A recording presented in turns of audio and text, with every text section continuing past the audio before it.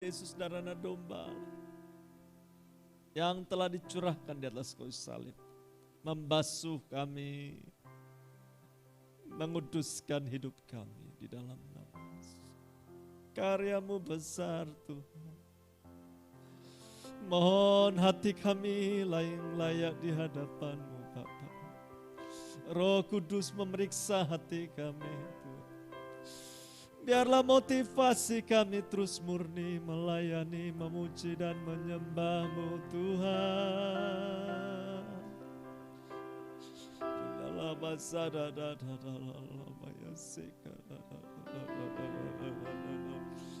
Ya Tuhan, ya Tuhan, Yesus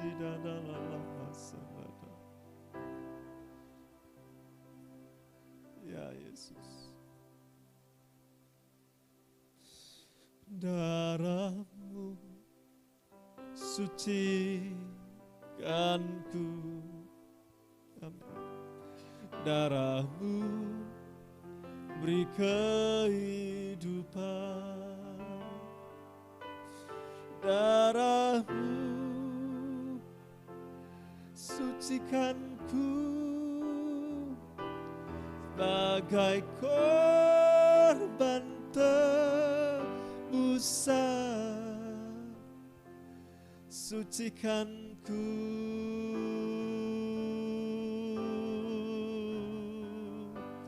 seputih salju.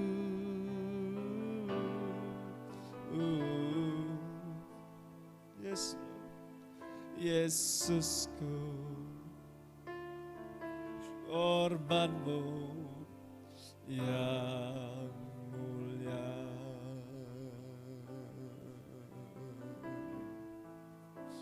Oh Yesusku, korban-Mu yang mulia.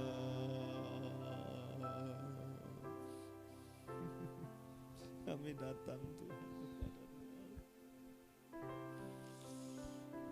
Oh haleluya Yesus, hati kami layak di hadapan-Mu. Kuduskan kami ya Tuhan. Terima kasih ya Yesus. Tidak basanda.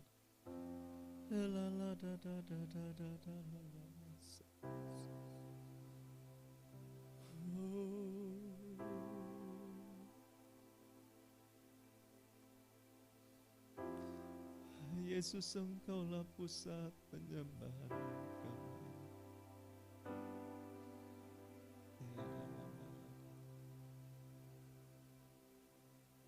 Yes, Lord.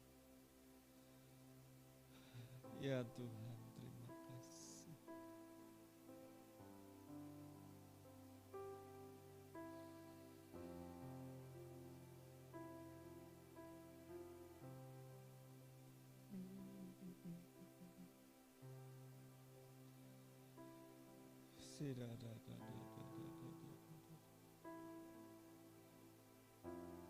Hadirat Allah ada di tengah-tengah kami umat-Mu Tuhan.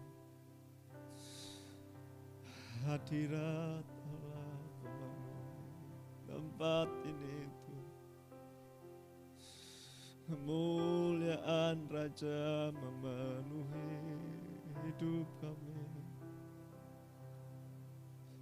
Kasih Bapa mengalir, kuasa Tuhan mengalir,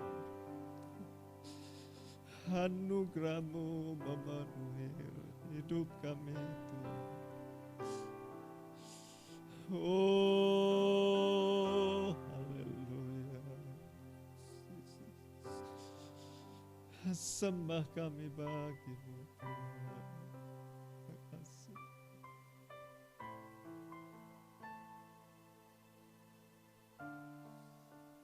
Puji Tuhan, sungguh Engkau Tuhan kami, Engkau Raja di atas segala raja. Engkau Bapa kami yang setia, mengasihi kami, anak-anak-Mu Tuhan yang Kau tebus dengan darah Kristus sendiri. Kami ada layak di hadapan Tuhan, itu adalah anugerah Allah. Engkau mau pakai waktu ini untuk beribadah kepadamu Tuhan. Urapan Allah turun atas hidup hamba-Hambamu yang melayani, baik sebagai pembicara, pelayan firman, pelayan mimbar, pelayan multimedia, guru-guru sekolah minggu yang dalam pelayanan mereka kepada anak-anak. Bahkan jemaat sebagai pemuji dan penyembah sama-sama mengalami lawatan Allah. Mengalami kasih karunia Tuhan memenuhi. Karena siapa kami kalau bukan Tuhan yang melayakkan, memanggil dan memilih kami. Semua karena pertolongan dan anugerah-Mu. Itu sebabnya komitmen kami untuk bersyukur, bersukacita dengan pimpinan Roh Allah di tempat ini. Biarlah Roh Kudus memenuhi setiap hati kami. Menolong kami memuja dan menyembah Raja di atas segala raja.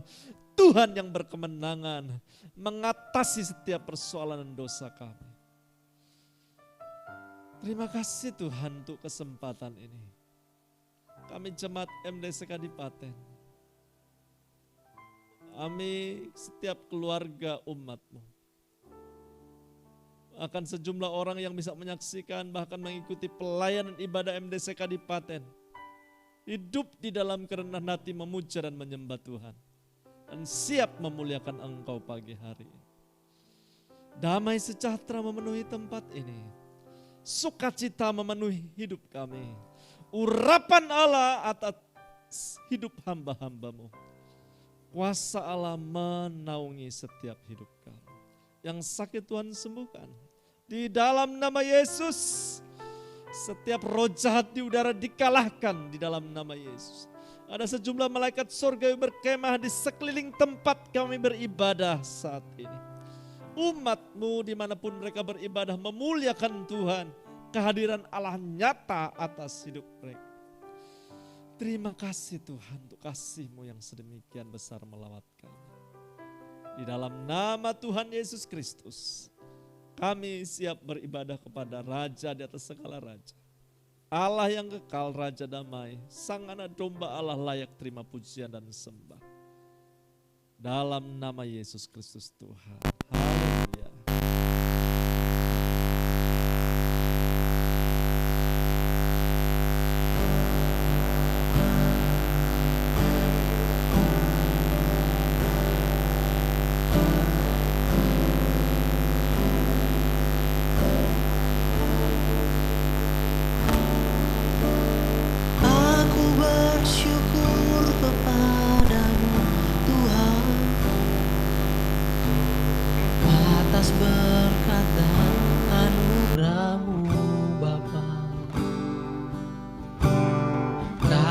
Setiamu mengiring langkah hidupku. Ku aman dalam pelukan-Mu. Aku bernyanyi memuji-Mu Tuhan. Ku agungkan nama-Mu Bapa. Keagungan-Mu mengatasi langit bumi. Kerajaan-Mu kekal selamanya. Ku memuji Tuhan, ku memuji Tuhan. Ku bersaksi bagi nama-Mu.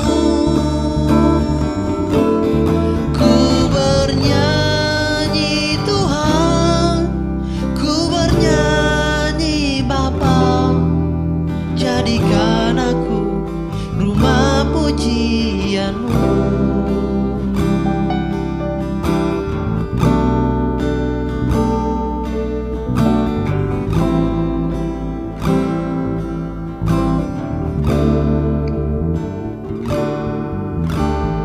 Aku bernyanyi memuji-Mu Tuhan.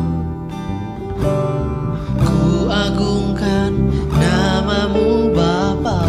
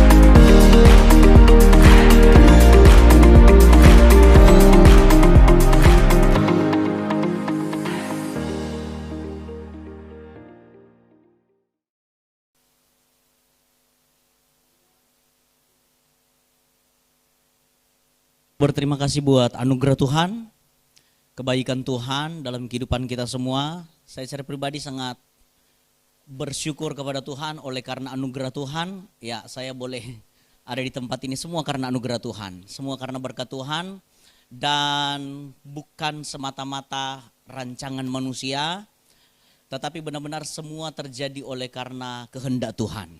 Dan kita boleh bertemu di tempat ini dalam keadaan yang sehat, kuat, diberkati, juga semua karena berkat Tuhan. Semua karena kasih Tuhan. Kita boleh diberikan kesempatan untuk hidup, bernafas. Kita diberikan kesempatan untuk beribadah hari ini. Diberikan hati juga ya untuk memiliki suatu tindakan nyata untuk bertindak, beribadah kepada Tuhan. Dan saya percaya lewat kita beribadah kepada Tuhan, berkat-berkat Tuhan menjadi bagian kita semua. Sebagai ucapan syukur terima kasih kita kepada Tuhan, tentunya kita harus beribadah dan memuji, menyembah Tuhan, tunduk kepada ketetapan-ketetapan Tuhan. Nah, puji Tuhan, Tuhan semua memberkati. Kita akan menikmati suatu kebenaran firman Tuhan sesuai dengan tema yang telah ditetapkan jemaat Tuhan atau gereja di tempat ini. Mari sama-sama kita membuka Alkitab kita masing-masing. Ya, kita membuka Alkitab atau media yang ada di tangan kita masing-masing. Di dalam Injil Matius pasal yang ke-25, Injil Matius pasal yang ke-25 kita akan baca dari ayat yang pertama sampai ayatnya yang ke-13. Lembaga Alkitab Indonesia memberikan judul Gadis-gadis yang bijaksana dan gadis-gadis yang bodoh. Saya akan baca dalam nama Tuhan Yesus Kristus. Pada waktu itu hal kerajaan sorga seumpama 10 gadis yang mengambil pelitanya dan pergi menyongsong mempelai laki-laki. 5 diantaranya bodoh dan 5 bijaksana. Gadis-gadis yang bodoh itu membawa pelitanya tetapi tidak membawa minyak. Sedangkan gadis-gadis yang bijaksana itu membawa pelitanya dan juga minyak dalam buli-buli mereka. Tetapi karena mempelai itu lama tidak datang-datang juga, mengantuklah mereka dan mereka semua lalu tertidur. Waktu tengah malam terdengarlah suara yang berseru, "Mempelai datang, songsonglah dia." Gadis-gadis itu pun bangun, semuanya lalu membereskan pelita mereka. Gadis-gadis yang bodoh berkata kepada gadis-gadis yang bijaksana, "Berikanlah kami sedikit dari minyakmu itu, sebab pelita kami hampir padam." Tetapi jawab gadis-gadis yang bijaksana itu, "Tidak, nanti tidak cukup untuk kami dan untuk kamu. Lebih baik kamu pergi kepada penjual minyak dan beli di situ." Akan tetapi waktu mereka sedang pergi untuk membelinya, datanglah mempelai itu dan mereka yang telah siap sedia masuk bersama-sama dengan dia ke ruang perjamuan kawin, lalu pintu ditutup. Kemudian datang juga gadis-gadis yang lain itu dan berkata, "Tuan, Tuan, bukakanlah kami pintu." Tetapi ia menjawab, "Aku berkata kepadamu, sesungguhnya aku tidak mengenal kamu. Karena itu berjaga-jagalah, sebab kamu tidak tahu akan hari maupun akan saatnya." Puji Tuhan. Demikian jauh pembacaan kebenaran firman Tuhan yang mengantar kita untuk menikmati kasih karunia Tuhan, berkat-berkat Tuhan lewat kebenaran firman Tuhan untuk membawa kita semakin mengenal kebenaran firman Tuhan, semakin banyak mengerti tentang firman Tuhan, dan yang terutama adalah semakin banyak melakukan kebenaran firman Tuhan. Karena ada begitu banyak orang yang hanya sekedar tahu tentang firman Allah tapi tidak tahu mempraktekkan firman Allah. Banyak orang ya punya pengetahuan tentang kebenaran firman Allah, tapi prakteknya ya orang mana lo bilang nol besar. Saya dari daerah Maluku Utara, tepatnya di Kabupaten Pulau Morotai. Jadi maaf kalau gaya bahasa saya mungkin ada yang kurang paham, karena daerah sana dengan daerah sini gaya bahasanya pasti beda. Ya, tapi saya berusaha untuk memberikan yang terbaik ya, supaya saudara bisa paham ya setiap kalimat yang saya ucapkan. Nah, kita kembali lewat kebenaran firman Tuhan. Di sini firman Tuhan Allah itu sendiri mau menyatakan kepada kita sebagai orang yang percaya, ya, memberikan suatu gambaran tentang keadaan yang akan nanti terjadi pada akhir zaman. Suatu situasi yang mau tidak mau kita akan menghadapi hal yang demikian. Tapi kata firman Tuhan, sebelum masuk pada masa itu, Alkitab sendiri sudah mencatat bahwa pada masa itu nanti gambarannya akan seperti ini. Akan seperti 10, ya kalau dalam terjemahan lain dia berkata 10 anak darah. Nah seperti itu ya. Kemudian digambarkan ada 5 yang bijaksana dan ada 5 yang bodoh. Ya bahasa lain ya tidak bijaksana lah. Kurang pengetahuan, kurang berhikmat. Nah seperti itu. Kemudian Alkitab menggambarkan bahwa ada 2 kelompok yang seperti ini dan yang mempunyai sikap yang berbeda terhadap cara untuk mau menyambut kedatangan Tuhan, mau menyambut mempelai pria. Saya melihat, saya coba belajar sesuai dengan tema yang telah diberikan. Saya melihat ketika saya belajar ya, saya melihat bahwa rupanya, ya bukan juga berarti karena memang baru kembali dari Israel ya, tapi memang saya lihat bahwa rupanya memang Allah atau Yesus itu sendiri memberikan suatu gambaran, memberikan suatu perumpamaan itu bukan sesuatu yang seperti cuma hayalan-hayalan saja begitu. Bukan hanya seperti suatu imajinasi doang begitu ya. Tapi benar-benar sesuai dengan apa yang pengalaman-pengalaman terjadi pada masa itu. Nah rupanya pada masa itu memang ya kalau ada pernikahan ya, ada pesta lah orang Manado bilang, ada acara orang kawin, nah kalau istilah orang Manado. Nah ada pernikahan, rupanya memang sudah menjadi tradisi mempelai pria itu biasanya itu datang terlambat. Nah begitu. Jadi Yesus memberikan suatu perumpamaan yang sebenarnya mudah mereka mengerti, mudah mereka pahami. Karena perumpamaan ini sesuatu yang benar-benar biasa mereka lihat, biasa mereka saksikan secara langsung. Oh iya, mempelai pasti akan terlambat datang. Itu merupakan suatu penekanan bangsa Israel pada masa itu supaya mau nyatakan kepada pihak mempelai wanita bahwa dia tidak terlalu gila dengan si perempuan ini sehingga dia harus datang terlambat. Tapi bukan soal itu yang menjadi maksudnya, tetapi kita melihat kebenaran firman Allah. Maksud daripada Yesus memberikan suatu perumpamaan ini mau menyatakan sikap daripada para wanita ini, para gadis-gadis ini, bagaimana sikap mereka. Apa yang akan kamu lakukan sementara kamu sudah tahu bahwa mempelai ini pasti akan terlambat. Karena memang sudah jadi suatu kebiasaan, bukan lagi suatu rahasia. Jadi kalau itu sudah menjadi suatu kebiasaan, seharusnya gadis-gadis ini tahu apa yang akan mereka lakukan. Seharusnya mereka tahu apa yang harus mereka siapkan. Mereka tahu apa yang harus mereka perbuat. Orang harus tahu. Semua mengarah ke bahasa Manado ini. Ya, kita sudah tahu apa yang sebenarnya yang harus kita siapkan. Sebab sebentar pasti dia terlambat. Nah, singkat cerita, kita melihat kebenaran firman Allah, ya. Ada 5 gadis yang benar-benar mempunyai hikmat yang benar-benar dari Allah. Atau benar-benar Tuhan memberikan suatu pemahaman, suatu hikmat dalam hidup mereka untuk menyiapkan sesuatu sebelum kedatangan itu. Tapi tujuan yang lebih mendalam dari gambaran ini adalah merupakan suatu pesan buat kita yang hidup di akhir zaman ini, bahwa seperti yang saya katakan di bagian awal tadi, itu gambaran tentang keadaan manusia ketika Tuhan datang. Saudara ingat bahwa kebenaran firman Tuhan mencatat bahwa kedatangan Allah itu, kedatangan Tuhan pada kali yang kedua, bahkan digambarkan seperti seorang pencuri. Tidak ada yang tahu kapan dia datang. Bahkan ketika murid-murid bertanya kepada Yesus itu sendiri, Yesus berkata bahwa kamu, saya pun, anak pun itu tidak tahu. Yang tahu itu cuma Bapa di sorga. Jadi semua itu rahasia. Tapi Allah memberikan suatu pesan, ya. Sekalipun itu rahasia, tapi bagi orang-orang percaya itu tidak akan kaget, ya. Mereka tidak akan kaget, tiba-tiba Tuhan sudah datang.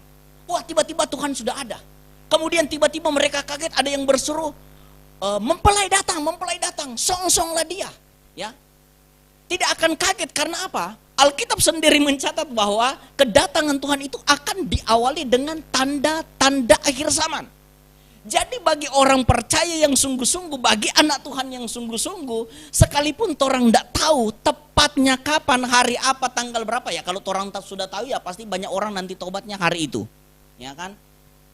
Ya. Tapi kita tidak tahu kapan Tuhan datang. Tapi Allah memberikan suatu tanda. Sehingga kita tidak kaget ketika ada malaikat mau berseru, song-songlah dia, keluarlah, sambutlah dia. Ya kan? Kita tidak akan kaget. Oh iya, sebab memang kita sudah siap dalam segala hal. Secara khusus, secara rohani. Ya, secara iman kita terhadap Tuhan. Jangan sampai Tuhan bilang, ketika aku datang kedua kali, adakah aku mendapati iman di muka bumi ini? Wah, ingat, dalam Petrus sendiri dia berkata apa? Orang benar pun hampir saja tidak selamat. Seorang benar ini, orang yang sudah benar, hampir saja. Ya, istilah orang Manado bilang takikis, gitu. Ya, hampir saja. Tapi puji Tuhan, memang Tuhan itu baik ya. Tuhan mengangkat dan Tuhan menyelamatkan. Sebab itu adalah janji Tuhan. Kemudian dia berkata, apa yang akan terjadi pada mereka? Apa yang akan terjadi terhadap orang berdosa? Apa yang akan terjadi terhadap orang-orang yang tidak mempersiapkan segala sesuatu? Ya, kelihatan beribadah, ya oke, beribadah. Kelihatan setia, ya. Tapi apakah benar-benar dia telah mempersiapkan imannya sebaik-baik mungkin di hadapan Tuhan? Ya, kemarin berbincang-bincang sama Bapak Gembala, ya saya bilang, waduh kalau saya iman, kalau cuman soal, karena ada kesaksian, ada hamba-hamba Tuhan yang kena santet. Saya bilang, kalau saya itu jangan coba-coba. Ya, saya iman dengan orang iman itu beda. Saya benar-benar mempersiapkan diri sebaik mungkin. Alkitab berjanji, Alkitab berkata bahwa kita ini adalah orang-orang yang lebih dari sekedar pemenang. Sehingga saya tidak mau kalah terhadap yang begitu-begitu. Dalam segala hal kita adalah pemenang. Nah kemudian ya, kembali pada konteks kebenaran firman Tuhan. Kita mempersiapkan segala sesuatu, mempersiapkan iman kita, mempersiapkan rohani kita terhadap Tuhan. Supaya benar-benar ketika dia datang, ya, ketika Allah itu datang, benar-benar kita siap untuk masuk kepada perkawinan anak domba. Benar-benar kita sudah siap untuk diselamatkan oleh Tuhan. Benar-benar kita sudah siap untuk masuk kepada surga yang kekal. Ya, siap dalam segala sesuatu. Kita melihat kebenaran firman Allah, ya. Tradisi pada waktu itu memang sudah biasa, ya. Dia datang mempelai itu datang terlambat. Sehingga maksud daripada Tuhan, maksud daripada Yesus bahwa sudah seharusnya mereka mempersiapkan segala sesuatu.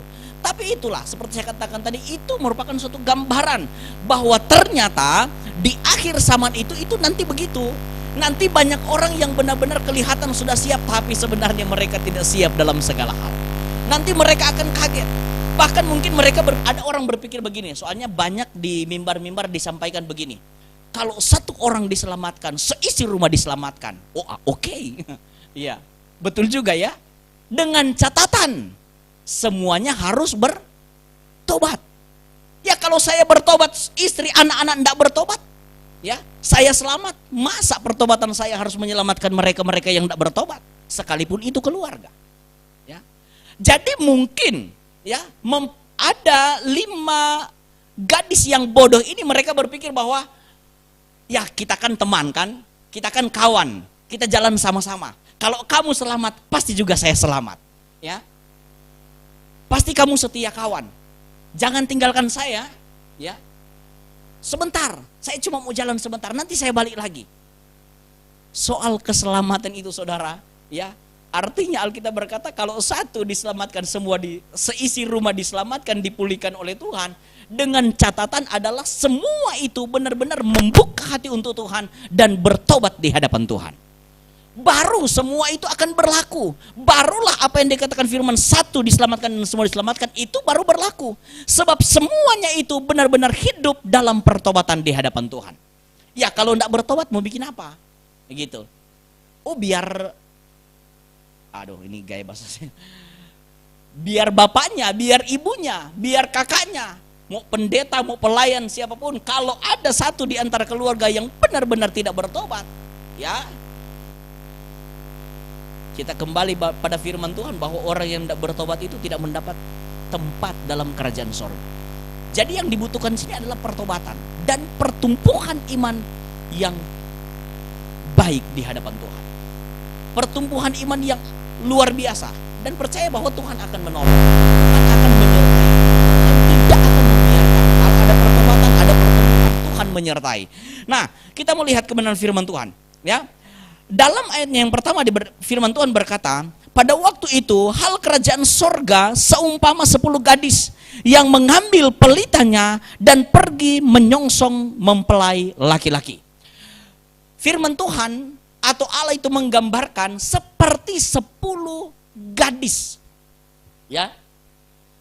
Kemudian mengambil pelita untuk menyongsong mempelai. Jemaat-jemaat Tuhan, ya, firman Tuhan mengingatkan, ya, untuk menyambut kedatangan Tuhan, menyambut juru selamat kita, ya. Ini merupakan suatu gambaran bahwa kita harus membawa yang namanya pelita. Ya sudah, saya percaya jemaat di tempat ini sudah tahu, ya, gambaran daripada pelita itu apa. Artinya setiap anak Tuhan, setiap orang percaya harus punya pegangan terhadap firman Tuhan. Mazmur berkata apa?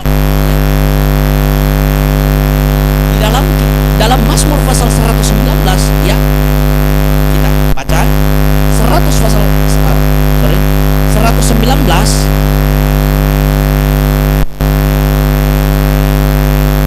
ayatnya yang ke 105. Firman Tuhan berkata demikian, firman-Mu itu pelita bagi kakiku dan terang bagi jalanku. Jadi orang percaya harus punya firman, ya, harus punya cahaya. Mereka membawa pelita. Pelita ini kan gambaran daripada firman Allah, gambaran daripada kebenaran firman Allah. Kalau tidak ada pelita berarti gelap. Kalau tidak ada lampu ya berarti gelap. Ya, ibaratkan pesta orang. Kalau di ada acara-acara di Manado cuma 2, kalau bisa bedakan itu rumah duka atau rumah pesta, ya kan? Kalau rumah pesta ya berarti terang. Kalau tidak ada lampu ya berarti rumah duka.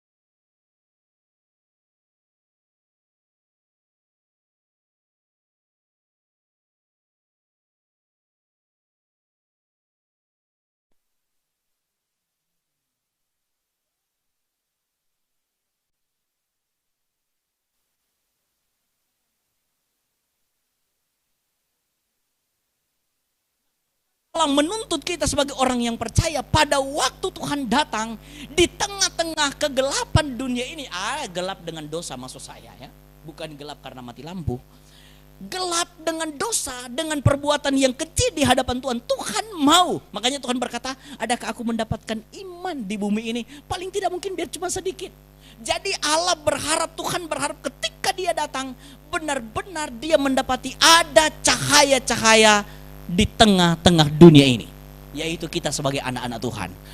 Ada bintang-bintangnya Allah, ada anak-anak Tuhan yang bersinar. Ini yang bikin hati Tuhan senang.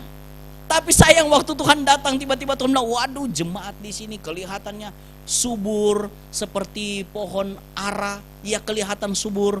Tapi waktu Tuhan mau mendekat mencari buahnya, tidak mendapatkan apa-apa, ya. Tapi yang Tuhan mau adalah benar-benar ketika Tuhan datang, wah luar biasa, ada cahaya. Kita mempunyai firman dalam kehidupan saya dan saudara. Tujuan memiliki firman adalah apa? Supaya kita jangan mudah kalah terhadap apapun. Ya, Sebab senjata kita satu-satunya adalah kebenaran firman Allah. Makanya ketika 5 gadis yang bodoh itu datang kepada 5 gadis yang bijaksana, mereka berkata, berikanlah kami sedikit minyak.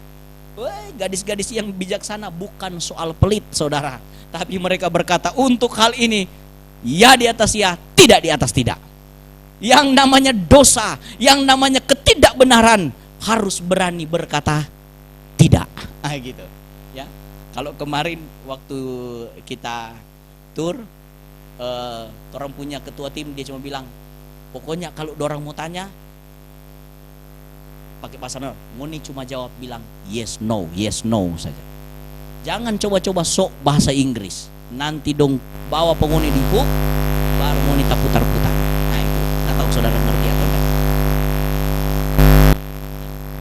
Ya, jangan coba-coba. Ya, jadi harus berani berkata ya, kalau enggak ya bilang enggak. Kalau tidak ya katakan tidak. Karena apa? Mereka sudah melihat bahwa kalau hal ini saya bagi, nanti aku enggak selamat, kamu juga enggak selamat. Harus punya prinsip anak Tuhan. Ya. Sadrak, Mesak dan Abednego dipaksa untuk menyembah, ya, untuk meninggalkan Tuhan mereka. Bahkan mereka berkata apa? Kalaupun, ya kalau, tapi mereka percaya bahwa tidak mungkin. Mereka berkata bahwa kalaupun Allah yang kami sembah tidak mau menolong kami, dia tidak akan menolong kami. Sekali-kali kami tidak akan menyembah kepada Allah yang lain. Ya, punya prinsip. Oh tidak. Ya, Daniel dipaksa. Oh tidak. Sekalipun harus masuk ke dalam gua singa, tapi dia tetap harus berkata tidak. Jadi untuk hal ini kita orang percaya di akhir zaman, saya tahu bukan sedikit rayuan, apalagi kalau rayuan setan, rayuan dunia, tidak ada yang pahit, saudara. Semuanya manis seperti madu. Ada dosa yang pahit? Tidak ada. Namanya bikin dosa itu manis rasanya. Ya, siapa bilang lebih sedap dari mie sedap, saudara? Ya. Sedapnya, namanya dosa itu sedap, saudara, enak, tapi hasilnya ini, ya. Jadi kalau mau suka enak, ya tinggal ikutin apa kata dunia. Kalau mau enak, ya. Tapi saya mau berkata, sekalipun dunia menawarkan yang enak, ikut Tuhan jauh lebih enak, ikut Tuhan jauh lebih sedap. Ya, saya mulai daerah, ya, saya mau bilang daerah terpencil juga, nanti kelihatannya terlalu di daerah kuno-kuno, ya. Melayani daerah Pulau Morotai, mungkin saudara juga belum pernah dengar. Nanti kalau ke daerah Maluku Utara, Morotai adalah satu daerah pariwisata, saudara bisa main-main, ya, saudara bisa lihat keadaan di Morotai. Melayani daerah Morotai, saudara, ya, memulai suatu pelayanan. Wah, kalau ini saya lihat semuanya sudah banyak. Saya memulai suatu pelayanan itu 1 jiwa, saudara. Jiwanya umur berapa? 16 tahun. Cewek, cowok, cewek. Itu yang saya layani. Awal masuk pelayanan. Ya, membuka suatu pelayanan karena saya melihat benar-benar tempat ini membutuhkan keselamatan dari Tuhan. Siapa lagi, ya?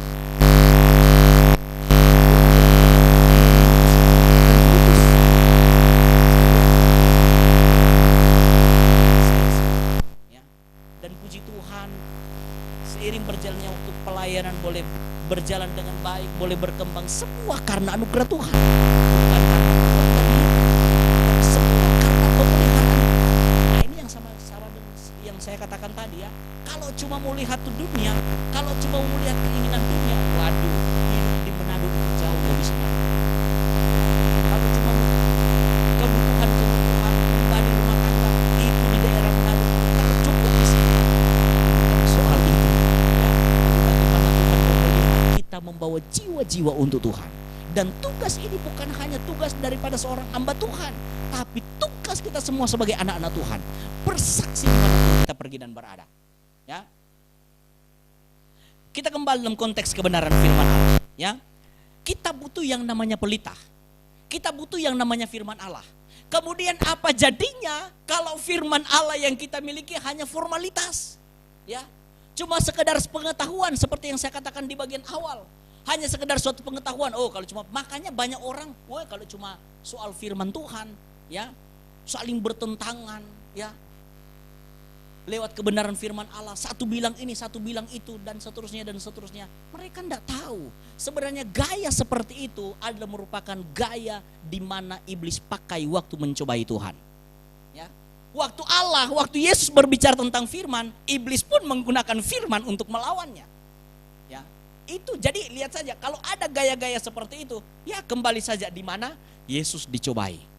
Oh, gaya ini adalah gaya-gaya di mana iblis juga menggunakan firman, ya, untuk menetapkan kebenarannya sendiri, ya. Sehingga yang dibutuhkan di sini sebagai anak-anak Tuhan untuk menyambut Tuhan, untuk menyongsong Tuhan benar-benar dalam keadaan yang layak.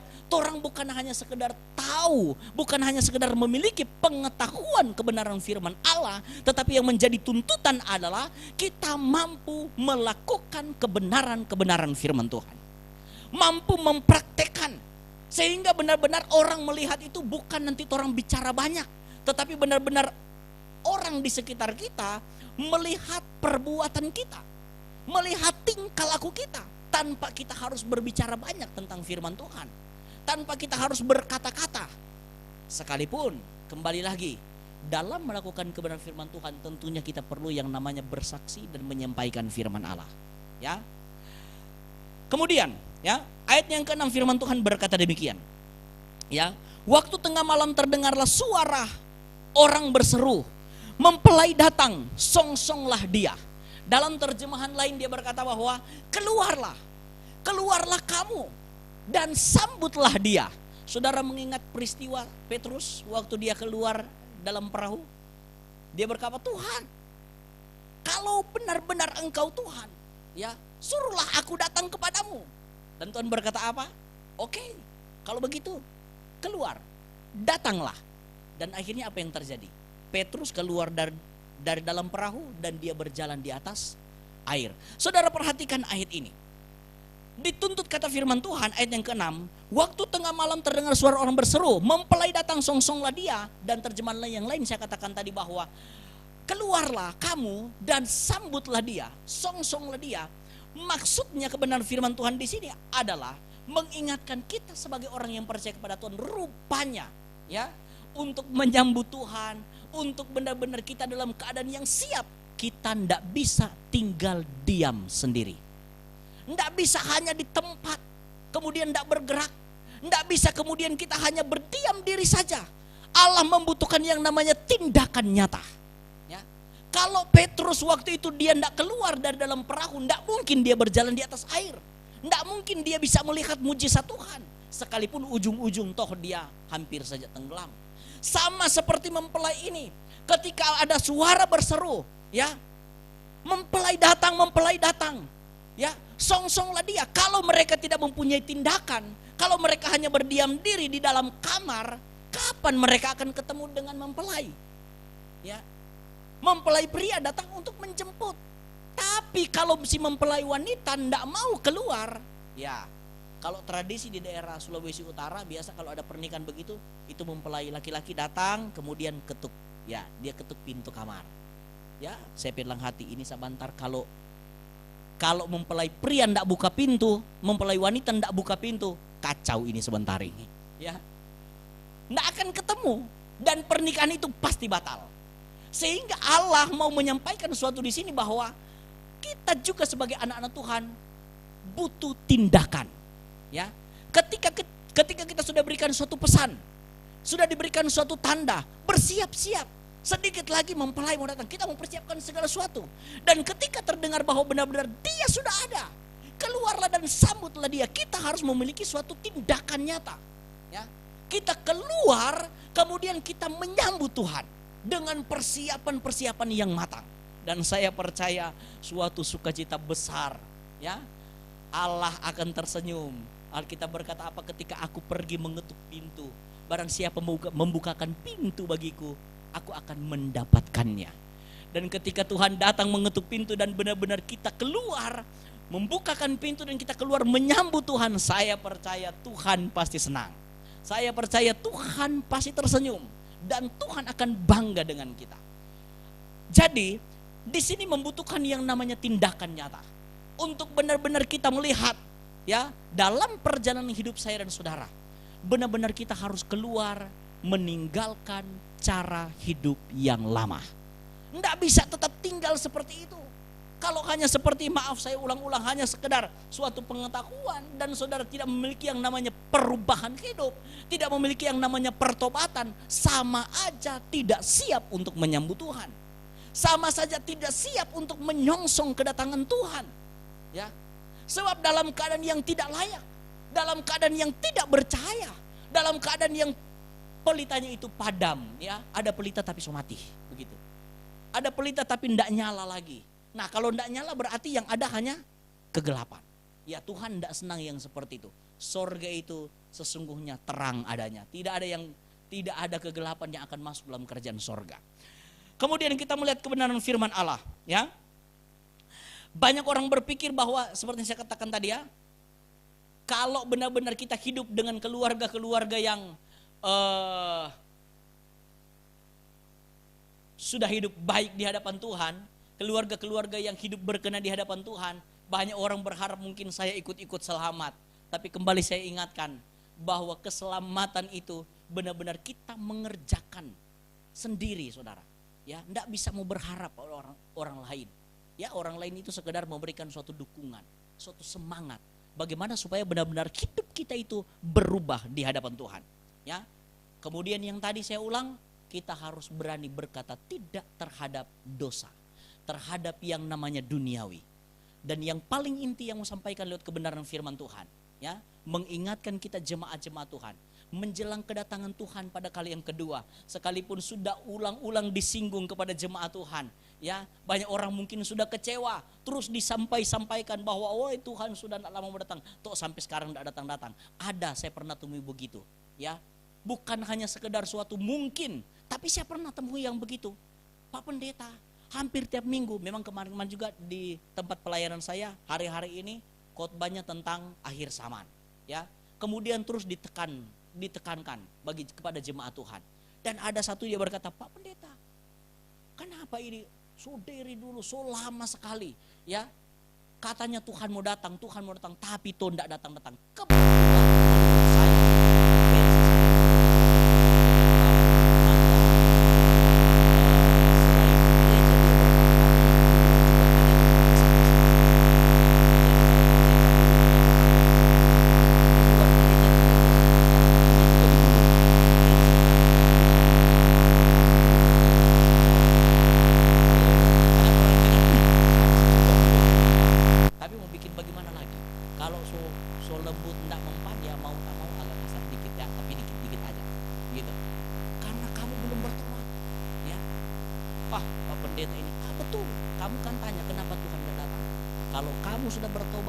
semua keluargamu bertobat, itu pasti Tuhan sudah datang lama, ya. Tapi Tuhan belum datang, itu kasih karunia Tuhan. Tuhan tahu kamu tega enggak, ya, tega enggak kamu kalau Tuhan datang saat ini, kemudian istri atau orang tua enggak selamat, kemudian kamu di sorga, mereka di neraka.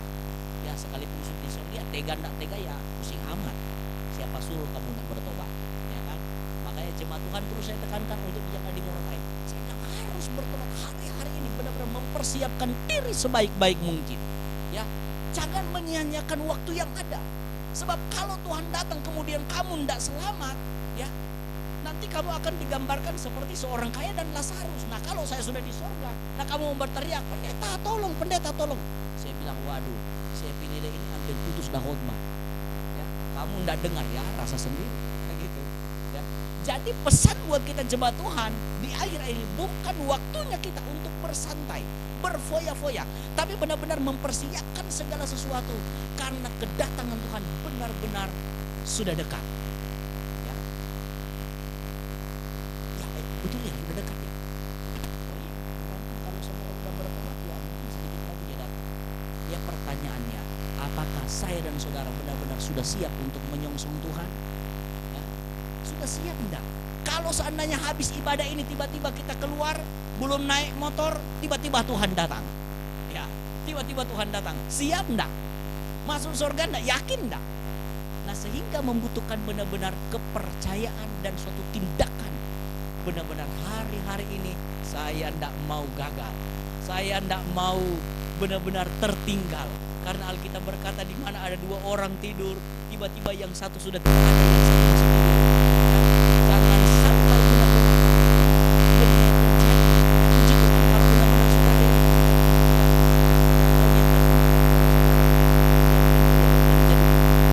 sehingga inti dari dalam Mazmur dia berkata bahwa ya, ajarlah kami untuk menghitung hari-hari, ya, supaya kami beroleh hati yang bijaksana. Keadaan dunia sekarang ini benar-benar membutuhkan hati yang bijaksana untuk melihat keadaan dunia sekarang. Ya, kita membutuhkan hati yang semakin bijaksana untuk menentukan sikap kita terhadap Tuhan, pengiringan kita kepada Tuhan, supaya benar-benar apa? Memiliki hati yang bijaksana, sama seperti 5 gadis yang bijaksana. Benar-benar mereka mempersiapkan segala sesuatu sebab mereka tidak mau tertinggal. Saya percaya rancangan Tuhan indah buat saya dan saudara. Keselamatan Tuhan mau jadi bagian saya dan saudara. Tuhan tidak mau ada yang tinggal. Tuhan mau benar-benar semuanya diselamatkan oleh Tuhan. Jadi kalau ada pertanyaan kenapa Tuhan belum datang, sabar. Mungkin masih ada yang kurang dalam hidup saya dan saudara. Mungkin saudara sudah setia ikut Tuhan, tapi mungkin saudara masih kurang dalam hal yang lain. Mungkin saudara masih lalai dalam hal yang lain. Saudara sudah setia beribadah, tapi mungkin saudara masih kurang dalam hal berdoa. Saudara sudah setia dalam hal berdoa, tapi mungkin saudara masih kurang dalam hal yang namanya berpuasa, menyangkal diri di hadapan Tuhan. Saudara mungkin masih kurang dalam hal mau menopang pelayanan pekerjaan Tuhan. Dan berbagai macam hal. Ya, sehingga kalaupun Tuhan belum ada sampai saat ini, sekali lagi, itu kasih karunia untuk saya dan saudara. Supaya benar-benar Tuhan tahu kok. Tuhan tahu apakah kita benar-benar sudah siap atau tidak. Tuhan tahu apa yang kita butuhkan untuk menyambut Tuhan. Sehingga mari jemaat Tuhan yang diberkati oleh Tuhan, kita benar-benar mempersiapkan diri sebaik-baik mungkin. Hikmat daripada Allah menjadi bagian saya dan saudara. Alkitab berkata, barang siapa yang kekurangan hikmat, hendaklah dia meminta kepada Tuhan. Dan Allah yang baik itu akan memberikan kepadanya. Tuhan Yesus memberkati kebenaran firman Tuhan, dapat memberikan kuat baru, semangat yang baru, bertumbuh. Firman Tuhan itu tertanam dalam hati kita, saya dan saudara yang diberkati oleh Tuhan, di hati yang baik dan subur. Sehingga firman Tuhan itu bisa tertanam, bertumbuh, dan menghasilkan buah yang lebat, guna untuk kemuliaan kebesaran nama Tuhan. Tuhan Yesus memberkati kita semua. Kita akan berdoa, syukur untuk kebenaran firman Tuhan. Kita tunduk kepala, kita berdoa.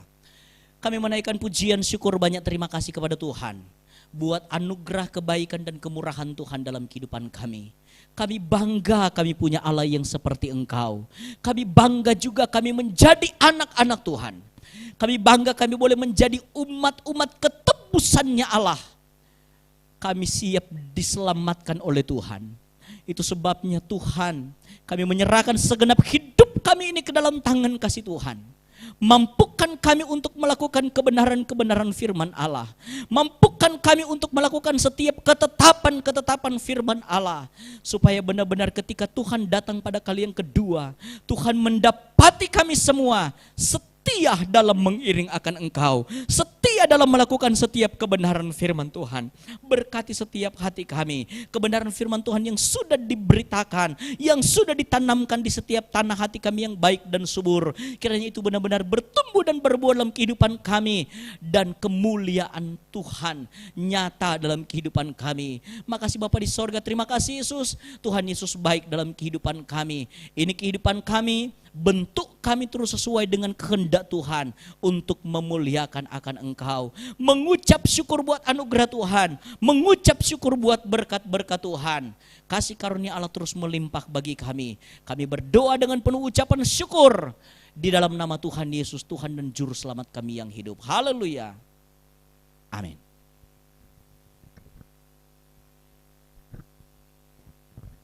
Puji Tuhan. Saat ini kita bersyukur karena firman Tuhan jelas mengajak kita untuk selain berjaga-jaga, siap sedia kapan saja karena kita tidak tahu kapan Tuhan datang.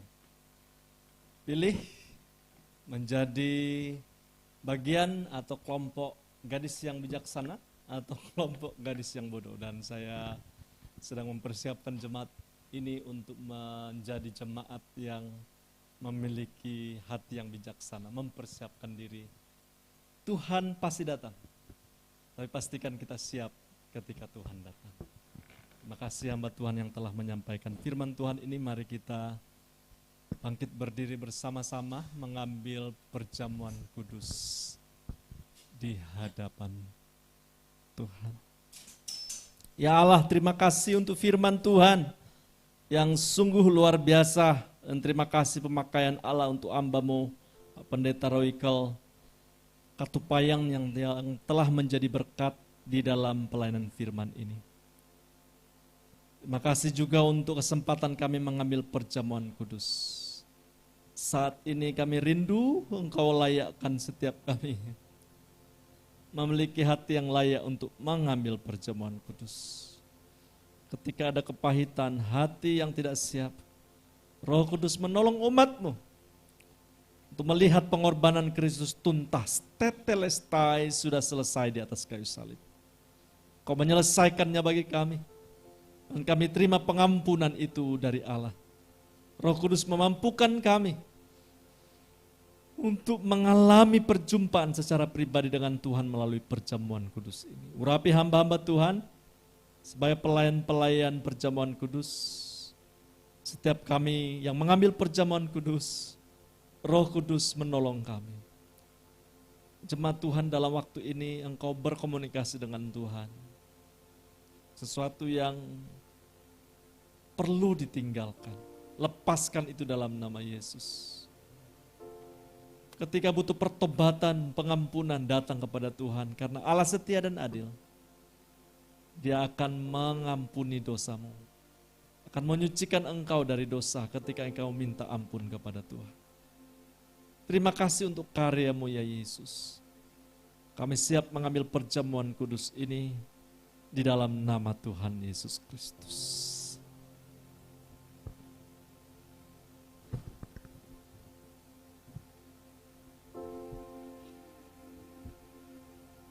Yesus, apa arti hidupku bila Kau tak berikan nyawa-Mu yang terbaik tersedia bagiku. Ku bersyukur atas kasih karunia-Mu.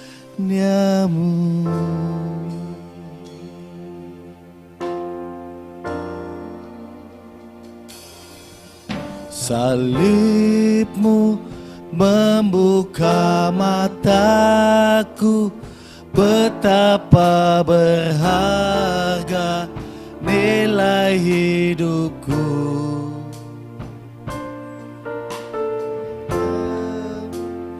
Semua dosaku, berikan hidup-Mu menggantikan diriku.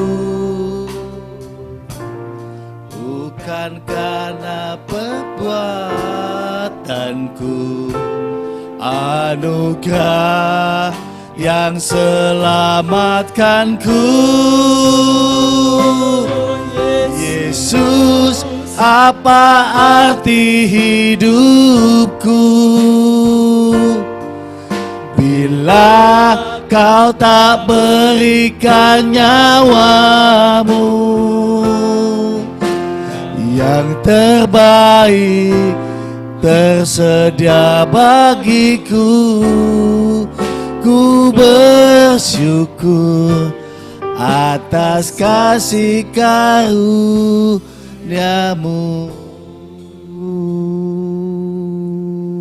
Jemaat Tuhan, bila ada yang belum mendapatkan roti atau air anggur, bisa mengangkat tangan sehingga bisa dilayani.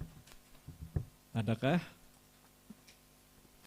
Baik, kalau sudah, mari kita siapkan roti dan anggur di tangan kanan kita. Puji Tuhan. sambil mengangkat tangan di hadapan Tuhan, memegang roti sebagai lambang dari tubuh Kristus yang telah terpecah-pecah bagi kita. Pengorbanannya sempurna di atas kayu salib, menggantikan kita yang seharusnya dihukum. Karena dosa adalah maut. Bersyukur oleh anugerah Tuhan kita mengalami keselamatan yang sempurna. Dan kita bersyukur juga bahwa karyanya di atas kayu salib memungkinkan kita ada sampai saat ini untuk menerima keselamatan. Dan kita diberi tanggung jawab untuk mengerjakan keselamatan dalam takut dan gentar di hadapan Tuhan. Mari kita bersyukur di hadapan Tuhan sambil dengan firman Tuhan. Sebab apa yang telah aku teruskan kepadamu, telah aku terima dari Tuhan, yaitu bahwa Tuhan Yesus pada malam waktu ia diserahkan mengambil roti. Dan sesudah itu ia mengucap syukur atasnya, ia memecah-mecahkannya dan berkata, inilah tubuhku yang diserahkan bagi kamu. Perbuatlah ini menjadi peringatan akan aku. Mari doa secara pribadi di hadapan Tuhan. Mengucap syukur untuk tubuh Kristus yang telah mempersatukan kita sebagai tubuhnya. Mengalami keselamatan oleh karena karyanya yang luar biasa. Terima kasih untuk pengorbanan. Terima kasih Tuhan untuk anugerah keselamatan. Terima kasih untuk karya Kristus yang tuntas di atas kayu salib. Terpujilah Allah yang maha baik. Kami mengingat ini sebagai peringatan akan karya Kristus dan kasih-Mu yang besar dalam hidup kami. Di dalam nama Yesus kita memakannya dengan penuh ucapan syukur.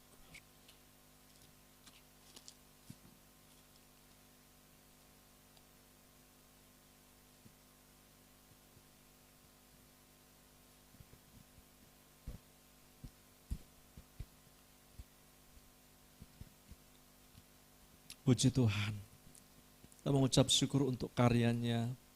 Darahnya juga dicurahkan untuk kita. Menjadi penebusan bagi keselamatan kita. Kita angkat anggur di tangan kanan kita atau tangan yang dianggap kuat oleh kita. Demikian juga ia mengambil cawan sesudah makan lalu berkata, cawan ini adalah perjanjian baru yang dimeteraikan oleh darahku. Perbuatlah ini setiap kali kamu meminumnya, menjadi peringatan akan aku. Sebab setiap kali kamu makan roti ini dan minum cawan ini, kamu memberitakan kematian Tuhan sampai ia datang. Mari dalam waktu yang ada, kita mengucap syukur untuk darah Yesus yang tercurah di atas kayu salib karena penyerahan dirinya secara total kepada Allah Bapa. Dia berkata di Taman Getsemani, kiranya Bapa lalukanlah cawan ini daripadaku. Tapi biarlah bukan kehendakku yang jadi, tapi kehendak-Mu. Kalau aku harus menjalani penyerahan nyawa, aku berserah kepada kehendak-Mu. Biarlah ini dalam hidup kita jadi komitmen baru. Biarlah kehendak Tuhan yang terjadi dalam hidup kita memenuhi seluruh tubuh, jiwa, dan roh kita. Dan kita digerakkan oleh tujuan Allah hari-hari ini. Kita digerakkan bukan karena kepentingan diri sendiri lagi, tapi kepentingan Kristus yang dahsyat dan luar biasa itu membawa kita sampai ke sorga. Di dalam nama Yesus kita meminumnya dengan penuh ucapan syukur.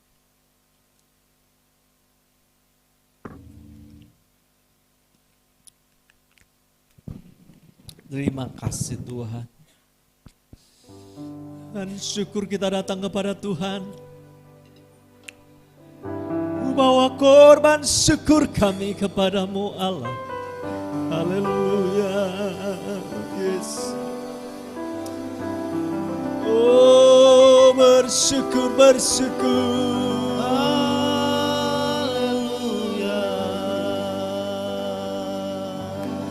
Karya-Mu besar dalam hidup kami.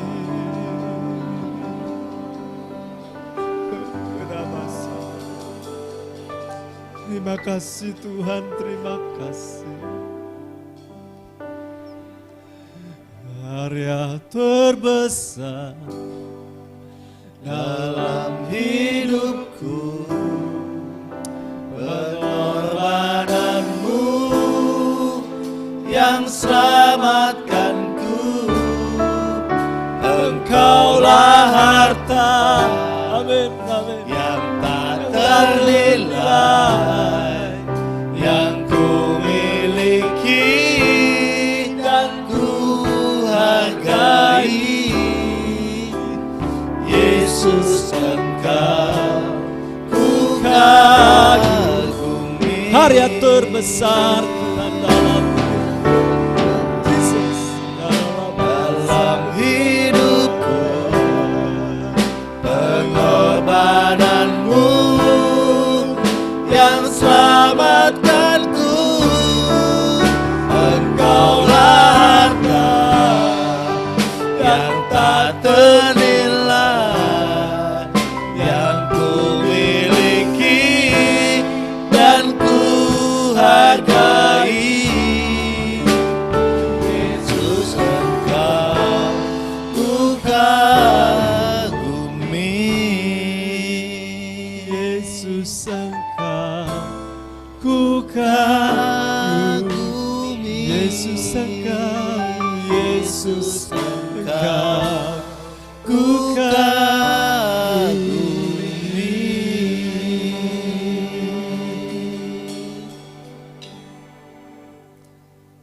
Ini iman dan doa kami. Ini pengharapan dan kasih kami kepadamu Tuhan. Terima kasih untuk perjamuan kudus yang telah kami ambil. Membawa komitmen baru, menjalani hidup ini dengan hidup berjaga-jaga, siap menyongsong kedatanganmu yang kedua kali. Kami tidak tahu kapan engkau datang, tapi ini yang kami lakukan.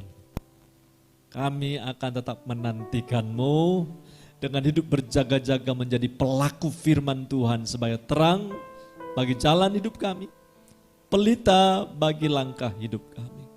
Kami bersyukur Tuhan untuk firman-Mu dan perjamuan kudus saat ini. Di dalam nama Tuhan Yesus Kristus. Haleluya. Amin.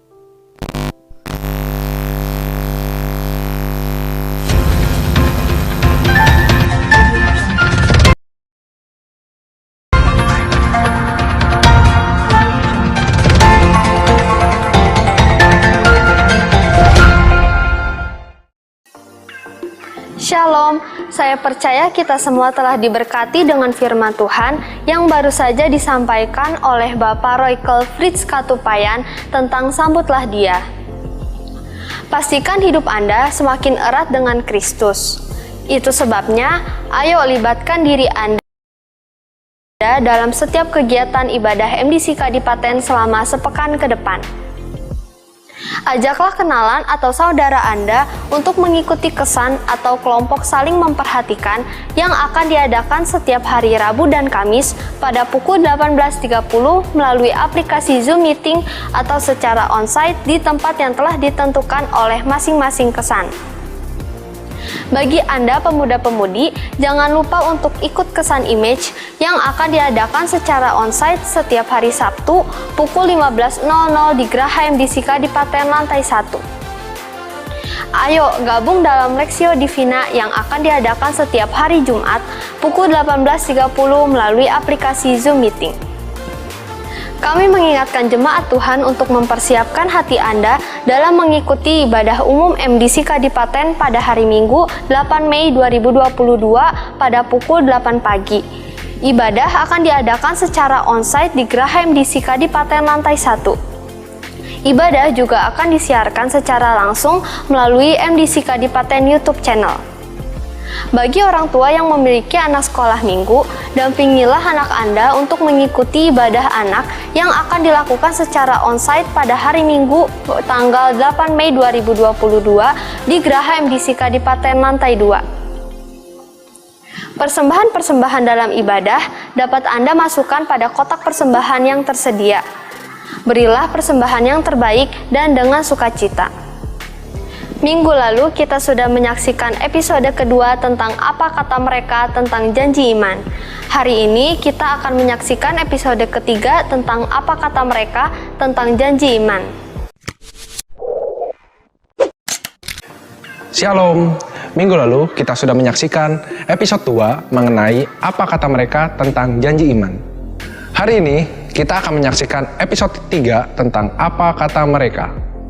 Apa janji Bapa kepada Tuhan saat membuat keputusan untuk memberi janji iman?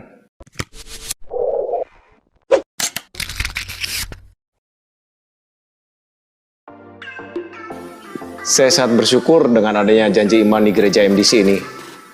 Dengan begitu, saya ikut terlibat di dalam pelunasan gereja ini dan menabur di ladang yang tepat, di ladangnya Tuhan ini. Terima kasih.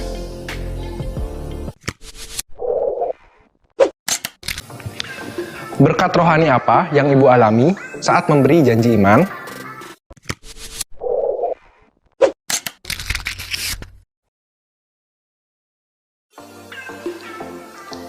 Saya percaya bukan suatu kebetulan kalau tahun ini 2022 kita kembali mengadakan janji iman.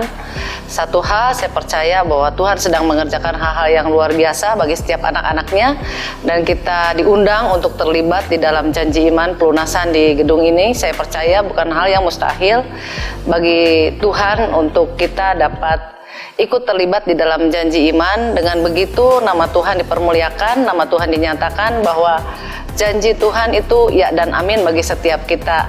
Saya sangat bersemangat mengikuti janji iman, bukan karena saya ada, bukan karena saya bisa, bukan karena saya berlebih, tapi satu hal, saya rindu untuk menyenangkan hati Tuhan, rindu mengalami lebih lagi berkat-berkat rohani di dalam mengikuti janji iman.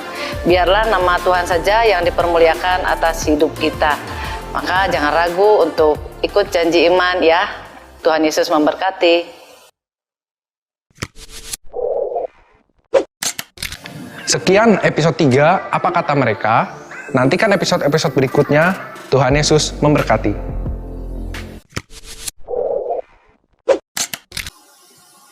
Sekian pengumuman yang dapat kami sampaikan. Happy Sunday and God bless you.